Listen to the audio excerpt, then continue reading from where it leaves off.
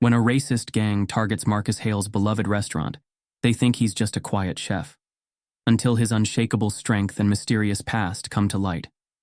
As tensions rise and danger escalates, Marcus must stand up not just for himself, but for his entire community. Before we deep dive into this interesting story, tell us, where are you watching from? Share in the comments below.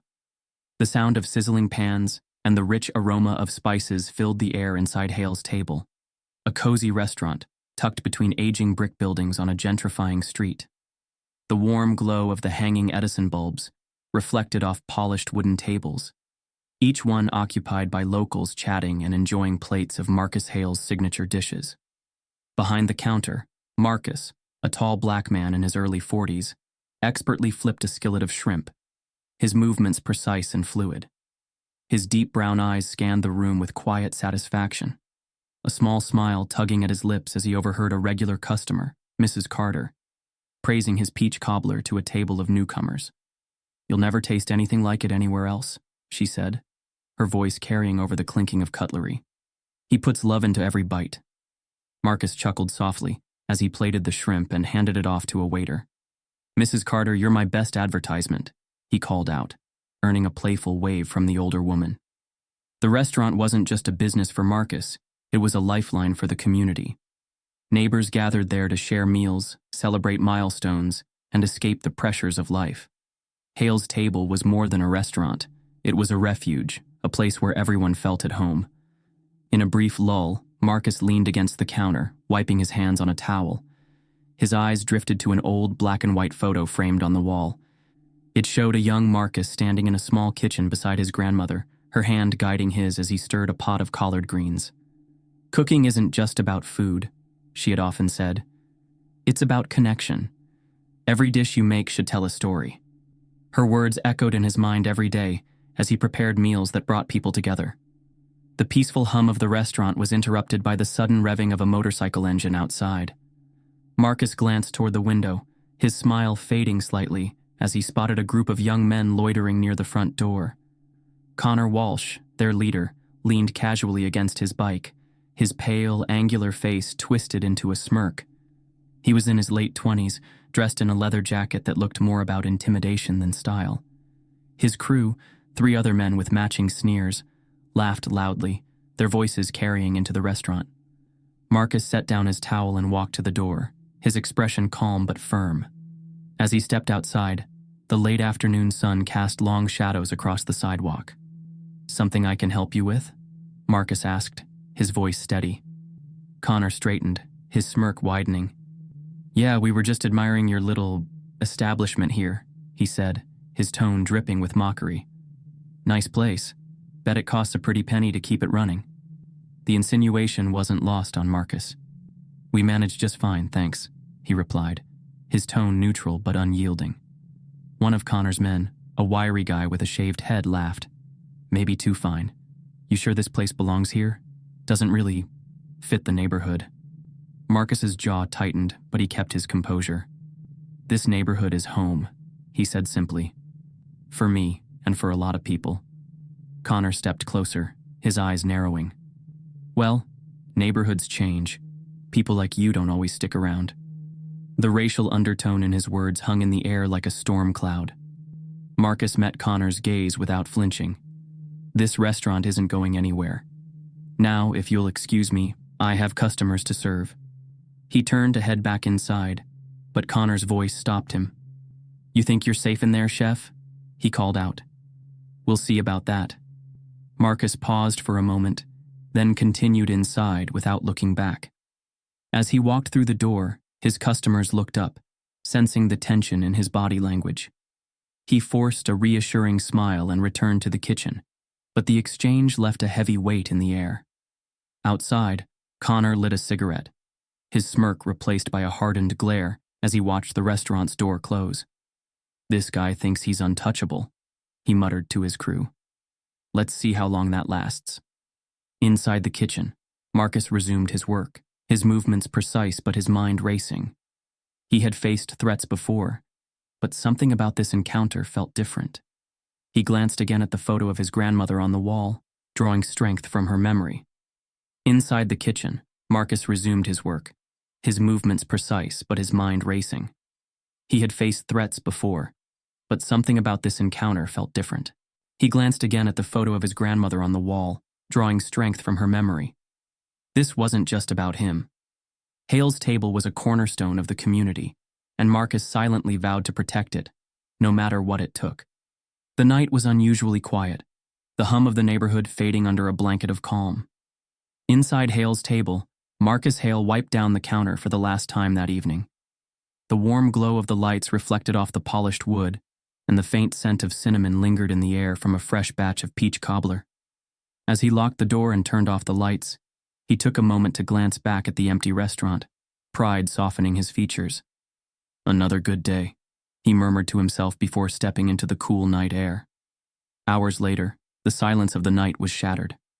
A gang of shadowy figures gathered outside Hale's table. Connor Walsh stood at the center, his leather jacket glinting under the dim streetlights. His crew, armed with cans of spray paint and crowbars, moved with quiet determination. "Let's send the chef a message," Connor said with a smirk, lighting a cigarette as if the destruction about to unfold was just another casual evening. The first sound was the shatter of glass as a brick crashed through the front window, sending shards flying onto the restaurant floor. The gang laughed as they spray-painted slurs and hateful messages across the pristine brick walls. "Not welcome here," scrawled in jagged letters, seemed to mock the very purpose of the restaurant, a place of inclusion and warmth. They moved to the outdoor seating area, upending tables and chairs, smashing them into splintered piles. The metallic screech of a crowbar against the steel door echoed down the street. Connor watched it all with a cold, detached satisfaction, puffing on his cigarette. "Let's go," he finally said, flicking the cigarette onto the ground and grinding it out with his boot. The gang disappeared into the night, leaving destruction in their wake. The next morning, Marcus arrived at the restaurant, humming softly to himself, his keys jingling in his hand. His steps faltered as his eyes caught sight of the shattered windows and the graffiti-strewn walls. He froze, his breath caught in his chest. For a moment, he simply stood there, taking it all in. The outdoor seating area was unrecognizable, a pile of broken wood and twisted metal. The hateful words painted on the walls felt like a physical blow, cutting through the warmth and pride he'd built around Hale's table. A small crowd began to gather, neighbors, customers, friends. They whispered in shock, their faces mirroring the heartbreak Marcus hid behind a calm exterior. He stepped forward slowly, unlocking the door and walking inside. Broken glass crunched under his boots as he surveyed the damage. His reflection in the cracked mirror behind the counter looked foreign, as if the restaurant no longer belonged to him. As he swept up the shards of glass, a memory surfaced, vivid and comforting. He was 10 years old, standing in his grandmother's kitchen, watching her knead dough with practiced hands. "Why do you always cook so much, Grandma?" young Marcus had asked, his voice curious. His grandmother had smiled, her eyes twinkling with warmth. "Because food brings people together, baby. It's more than just filling bellies. It's about creating a place where people feel they belong." She paused, wiping flour-dusted hands on her apron. "When you build something lasting, something meaningful, it'll stand taller than hate, stronger than fear." The memory anchored Marcus. He straightened his shoulders and exhaled slowly, pushing the heartbreak aside.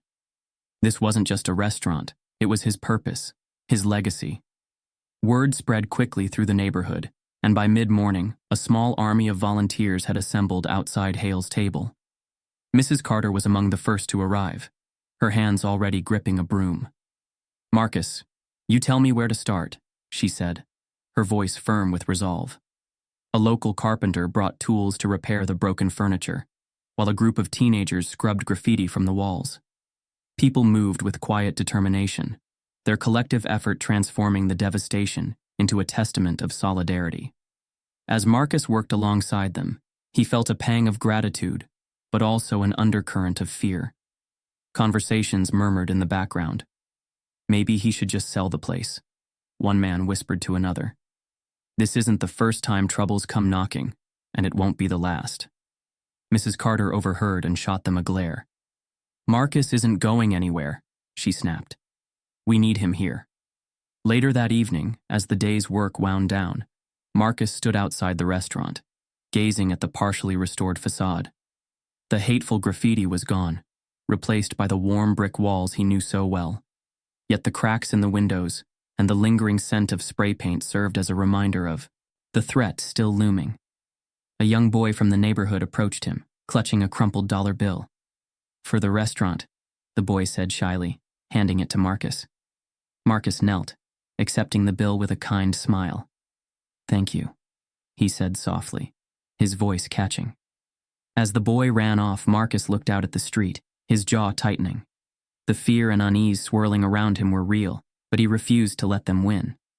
"This restaurant isn't just mine," he murmured to himself. "It belongs to everyone who walks through those doors." Standing tall, Marcus made a silent vow. Hale's table would not fall. It would endure, just as his grandmother had taught him. No matter what came next, he would protect what he had built, with every ounce of strength he had. The evening sun cast a warm orange glow over Hale's table, its light bouncing off the freshly cleaned windows and restored outdoor seating. Inside, the atmosphere was as lively as ever, with customers chatting and enjoying Marcus Hale's carefully crafted dishes. But beneath the surface, an air of tension lingered, an invisible thread tying the community to the threat that had yet to pass. Marcus moved through the kitchen with practiced ease, plating a dish with the precision of a master craftsman. His composure seemed unshakable, but his employees noticed subtle changes. He spent more time scanning the room, his eyes lingering on the door as if expecting trouble. As the dinner rush began to wind down, the bell above the door jingled sharply, drawing everyone's attention. A lone figure entered, a wiry young man with a shaved head and a cocky grin. It was one of Connor Walsh's crew. The room fell silent as the man strode toward the counter, his hands jammed into the pockets of his leather jacket. Marcus stepped out from behind the kitchen line, wiping his hands on a towel. "Something I can help you with?" Marcus asked, his voice steady but firm. The man smirked, pulling out a switchblade and flicking it open with a practiced motion. "Yeah," he said, his tone dripping with false bravado. "You can start by showing a little respect. Connor wants to make sure you're paying attention." Gasps rippled through the restaurant. Several customers began to edge toward the door, their faces pale with fear. Marcus didn't move. His expression remained calm, his gaze locked on the man's face. "Put the knife away," he said quietly, the weight of his words hanging in the air. The gang member stepped closer, emboldened by Marcus's lack of reaction. "Or what?" he taunted, waving the blade just inches from Marcus's chest. In a flash, Marcus moved. His hand shot out, grabbing the man's wrist with a grip so fast and precise that the blade clattered to the floor before anyone realized what had happened. Twisting the man's arm behind his back, Marcus guided him toward the door with an almost eerie calm. "You've delivered your message," Marcus said, his voice low but unyielding. "Now leave." He opened the door and pushed the man outside, releasing him with enough force to send him stumbling. The gang member turned back, his face red with a mixture of rage and humiliation, but Marcus simply closed the door and locked it. Inside, the restaurant was silent. Customers stared at Marcus, their expressions a mix of awe and confusion. "Enjoy your meals," Marcus said, his voice breaking the tension as he returned to the kitchen. The next morning, as Marcus prepared for the day ahead, the bell above the door jingled again. This time, it wasn't a gang member or a regular customer. It was someone from his past. "Marcus Hale," the man said, his voice warm but surprised.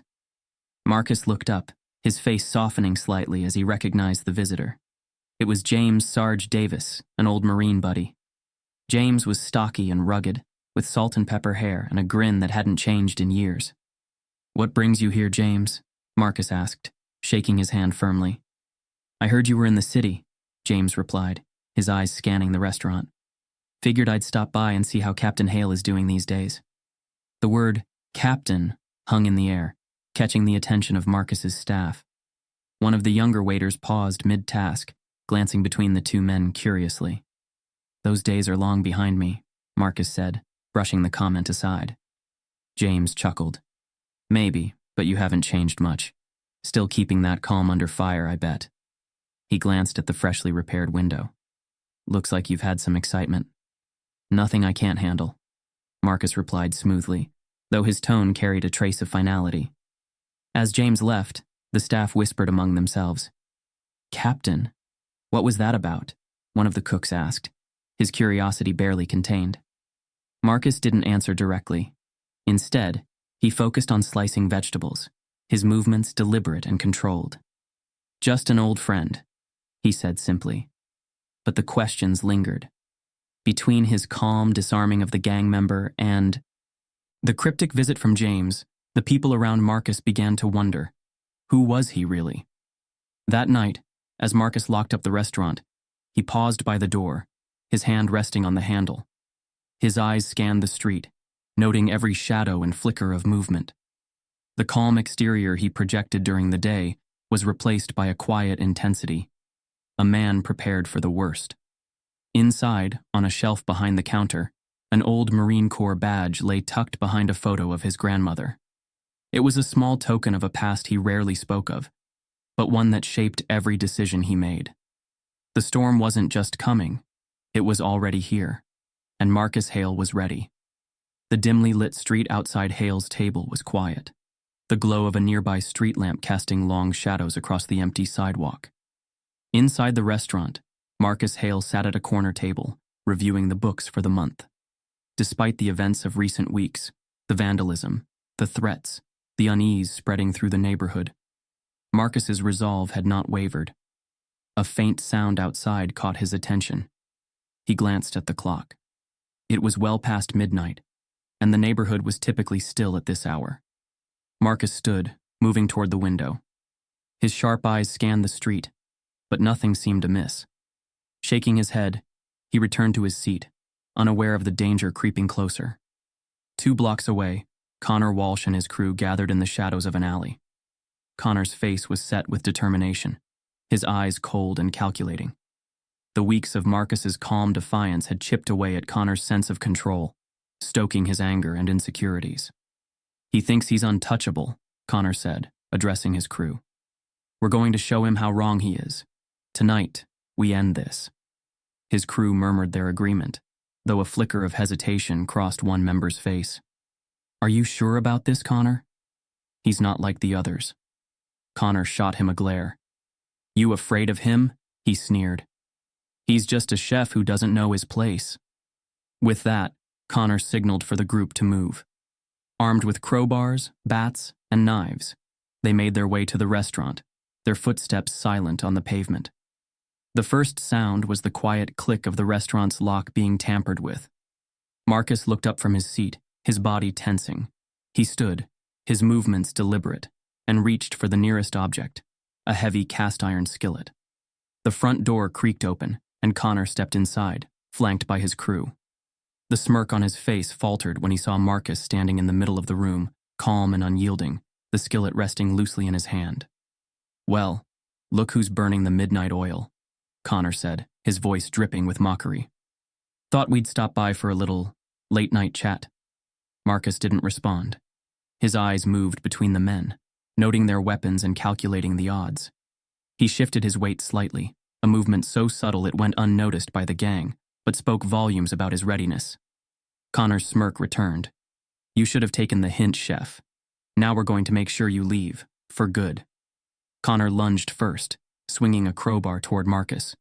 Marcus sidestepped effortlessly, the crowbar smashing into a nearby table instead. Before Connor could recover, Marcus swung the skillet, catching him on the forearm. The clang echoed through the room, and Connor stumbled back with a curse. The rest of the gang surged forward. Marcus ducked under the swing of a bat and used the momentum to shove a nearby table into one attacker, knocking him off balance. Another came at him with a knife, but Marcus deflected the strike with the skillet, twisting the man's wrist until the knife clattered to the floor. Despite being outnumbered, Marcus's movements were precise and calculated. He didn't waste energy on wild swings or unnecessary force. His actions were efficient, a blend of defensive maneuvers and well-placed strikes that left the gang disoriented and frustrated. As the fight continued, Connor's anger boiled over. He had underestimated Marcus, and the realization only deepened his determination to win. You think you're better than me? Connor shouted, his voice laced with desperation. You think you can just stand there and act like you're untouchable? Marcus finally spoke, his tone calm but firm. I don't think I'm better than anyone, but I won't let you destroy what I've built. Connor roared in frustration, charging at Marcus with reckless abandon. Marcus sidestepped again, this time grabbing Connor's arm and twisting it behind his back. Connor yelped in pain as Marcus forced him to the ground. You're done, Marcus said quietly, releasing Connor and stepping back. Leave now, before it's too late. Connor struggled to his feet, his face flushed with humiliation. His crew hesitated, exchanging uneasy glances. One by one, they backed away, dragging Connor with them. This isn't over, Connor spat, his voice trembling with rage. You hear me, Hale? This isn't over. Marcus watched them leave, his expression unreadable. He didn't chase after them or call out. He simply locked the door behind them, his mind already turning to what would come next. Back in the alley, Connor paced furiously, his crew watching him with wary eyes.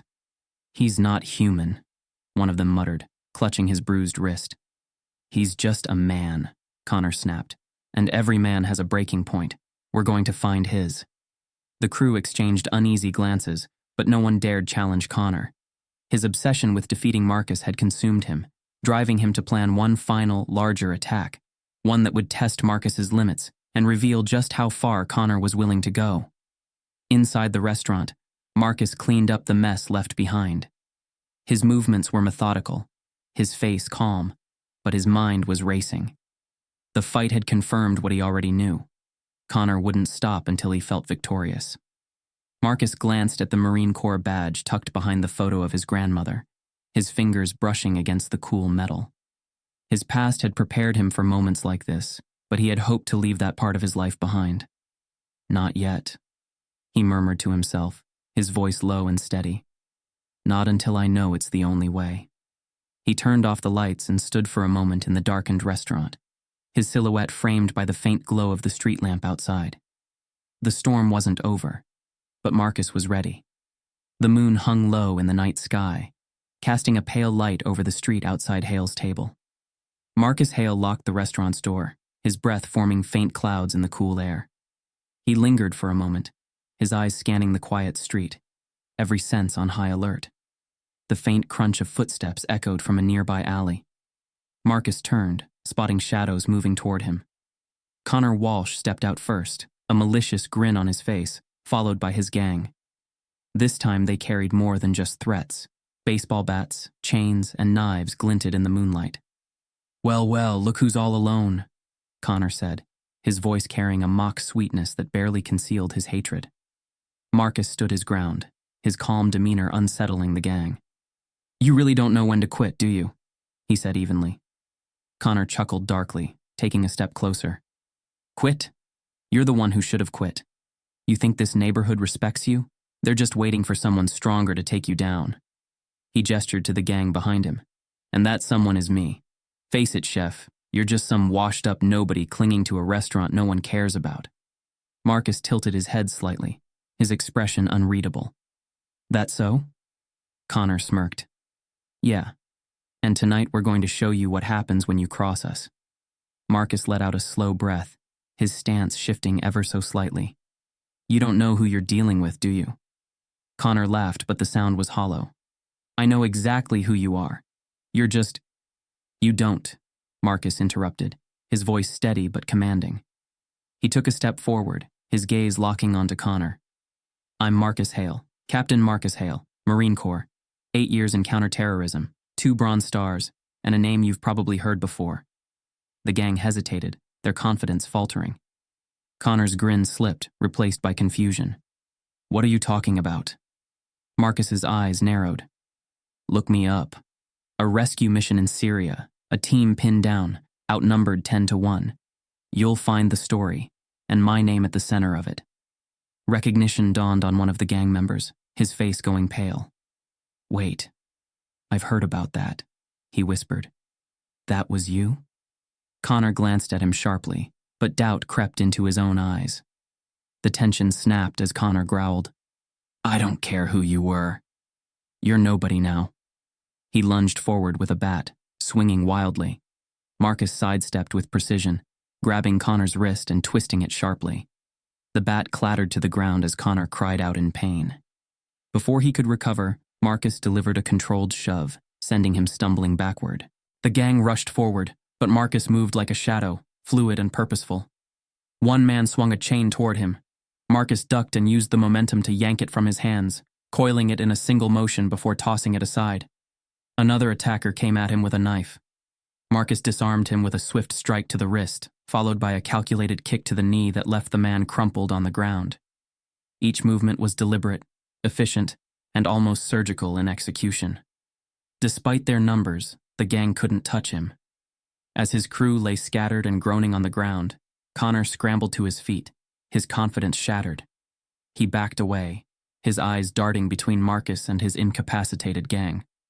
You're lying," he stammered, though the fear in his voice betrayed him. Marcus advanced slowly, his posture calm but unyielding. "Am I?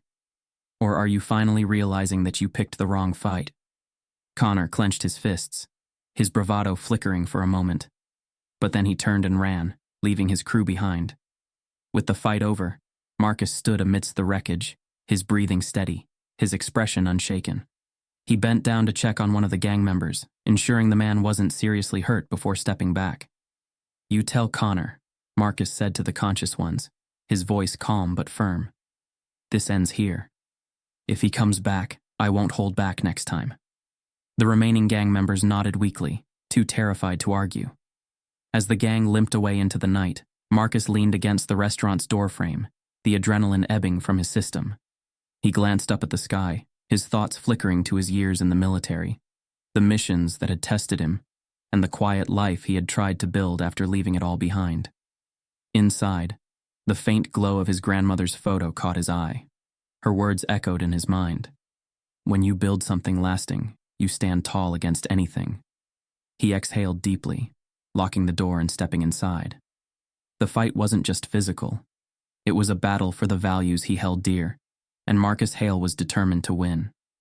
The early morning sun cast a golden light over Hale's table, its rays glinting off the broken pieces of glass scattered near the entrance.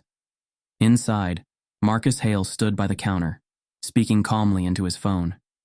He had already dialed the police, his voice steady as he reported the ambush and provided details about the gang responsible.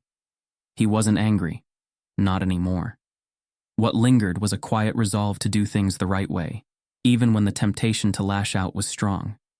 As Marcus hung up, he glanced outside, where several gang members, including Connor Walsh, sat slumped on the sidewalk, defeated and bruised. When the police arrived, Marcus stepped out to meet them. The officers were surprised by his calm demeanor as he described what had happened.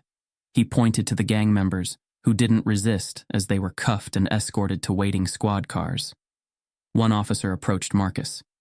"With everything they've done to you, I wouldn't blame you if you wanted to press charges for everything under the sun," he said, clearly impressed by Marcus's restraint.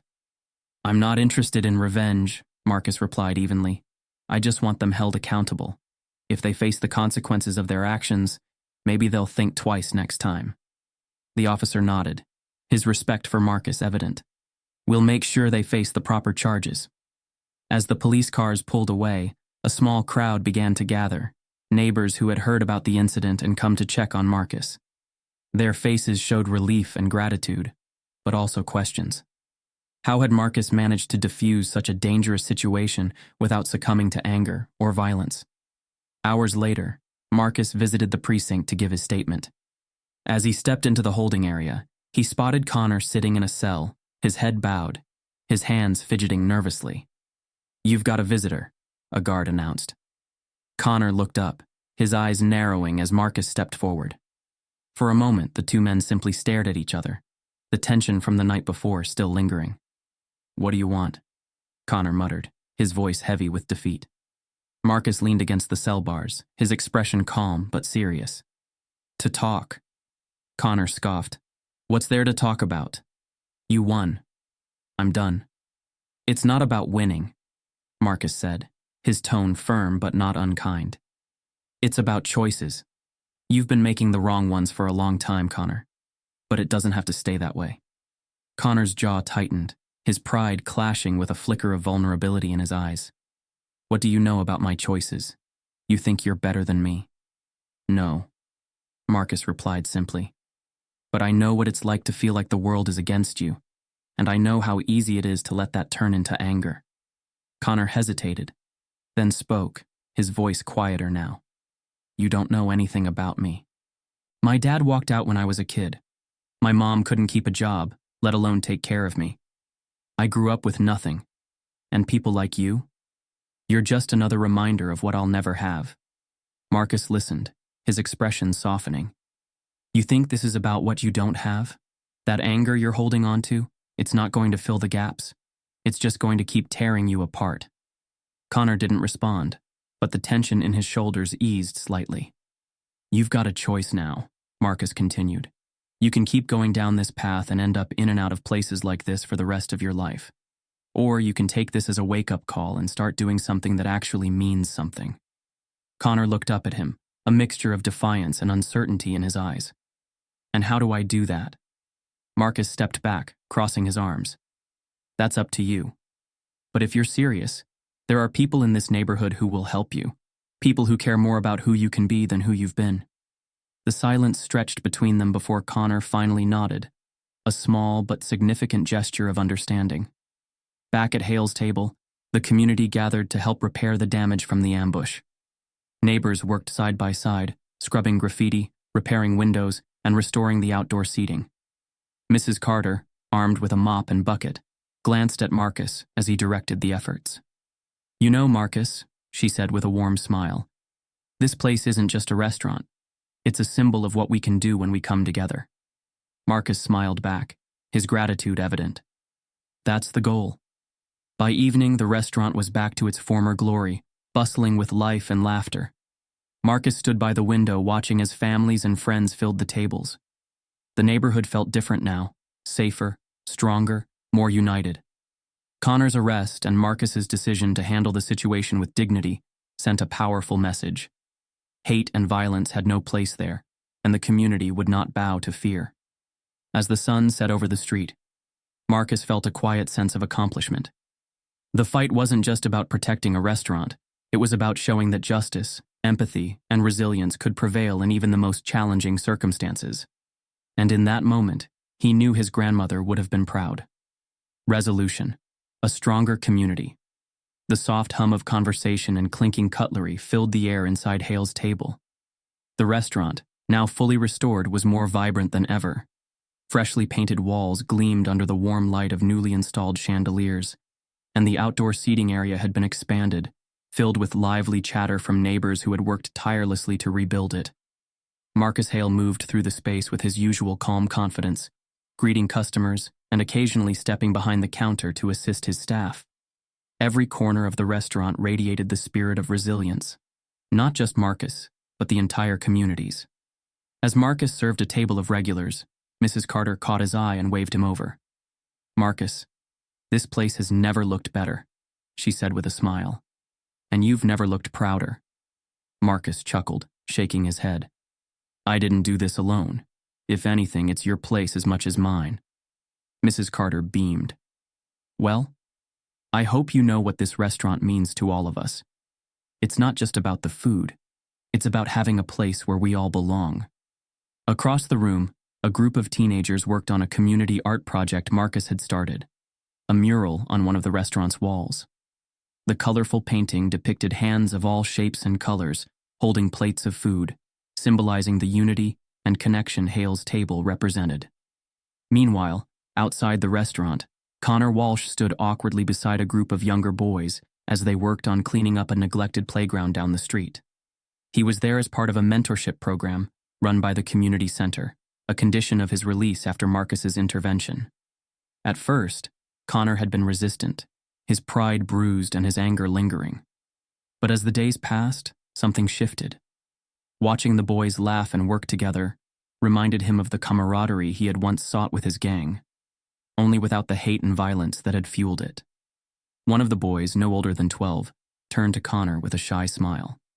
"Mister, can you show me how to paint the fence like you did the wall?" Connor blinked in surprise, then nodded, a small but genuine smile breaking through. "Yeah, kid, let me show you." From across the street, Marcus watched the interaction from the doorway of Hale's table. He didn't say anything, but the sight of Connor finding his footing in the community brought a quiet sense of satisfaction. That evening, the restaurant hosted its official reopening, and the turnout was overwhelming. Families, friends, and neighbors filled every table, their laughter and voices blending into a melody of joy and connection. Marcus stood behind the counter for a moment, observing the bustling room. His heart swelled as he saw children running between tables, couples enjoying meals, and Mrs. Carter proudly showing newcomers the mural on the wall. One of his staff approached him with a plate in hand. "Chef, you've got to see this. It's a packed house, and we're running out of cobbler already." Marcus laughed. "Then let's make some more." He moved to the kitchen, rolling up his sleeves, but not before taking one last look at the dining room. As the night wore on and the crowd began to thin, Marcus stepped outside to catch his breath. The street, once quiet and tense, now buzzed with life. He leaned against the doorframe, looking out at the transformed neighborhood. His mind wandered to the journey that had brought him here. The threats, the fights, the choice to lead with justice instead of vengeance. It hadn't been easy, but as he watched the community thrive, he knew it had been worth it. His grandmother's words echoed in his mind. "When you build something lasting, you stand tall against anything." With a deep breath, Marcus turned back toward the restaurant. The sound of laughter and the smell of freshly baked peach cobbler greeted him, a reminder of the power of standing up for what's right. Inside, the last few patrons lingered, finishing their meals.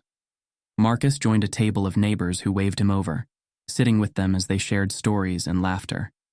The camera pans to the mural on the wall, its bright colors a testament to the resilience and unity of the community. In the background, the sounds of clinking glasses and cheerful voices fade into a sense of calm and hope. Marcus Hale, once a lone fighter against hate, now stood as a beacon of strength and compassion, his restaurant a haven for all who entered. The story ends not with perfection, but with promise, a stronger community, a chance for redemption, and the belief that even in the face of adversity, hope can thrive. If this powerful story of resilience, redemption, and community strength inspired you, don't forget to like, share, and comment your thoughts below. Subscribe to our channel for more compelling stories that highlight the power of standing up against hate and building a better future. Together, let's spread hope and make a difference.